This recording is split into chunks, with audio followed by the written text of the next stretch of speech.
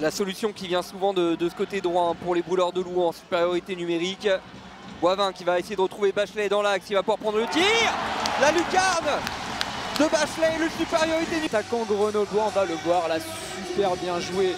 Et Bachelet qui prend un petit peu de temps, la ramasse est lancé dans la lucarne, il est masqué. Il est masqué par Alexander Magovac. Hein. Et Magovac par les deux. Ouais, non, Magovac, Mallet va venir bloquer la lucarne. J'ai pas l'impression que Mallet soit dans la ligne de tir, hein. Un petit peu, légèrement. Mais Mathieu Moni. C'est plutôt Amiens hein, qui fait le jeu. Le plein axe. Et il y avait de l'espace entre les deux. Magnifique. Les deux défenseurs qui ont laissé le champ libre. Alexander Magovac pour aller chercher cette égalisation du côté d'Amiens. Et les Grenoblois qui étaient un petit attentistes. Et là, Magovac qui nettoie la lucarne aussi. Il y avait de l'espace entre Kyle Hardy et Alexis Wiener. Il s'est engouffré dans la brèche et il est allé chercher la lucarne de Mathia Pintaïk. Plania, parce que sinon il pouvait partir au but. Oh là là, la mauvaise relance. Chepon, il a Tessier dans l'axe pour le 2-1.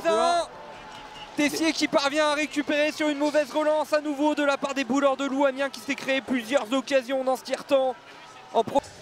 On va la revoir, hein, cette interception Chepon et surtout Tessier derrière qui est laissé absolument seul hein, dans l'enclave. Top score amiénois qui n'aura pas de mal à ajuster. Il y a du monde dans l'enclave, le tir qui n'est pas pris par les Grenoblois. Il y a Mallet devant Kozoun. On va tenter le décalage. Et le but, magnifique! Cet enchaînement entre Gauchemin et Alexandre Mallet. Le powerplay Grenoblois est-il retrouvé? Kozoun au départ. On le voit, un Gauchemin qui attend et il est seul. Il est complètement esselé, Alexandre Mallet dans l'axe.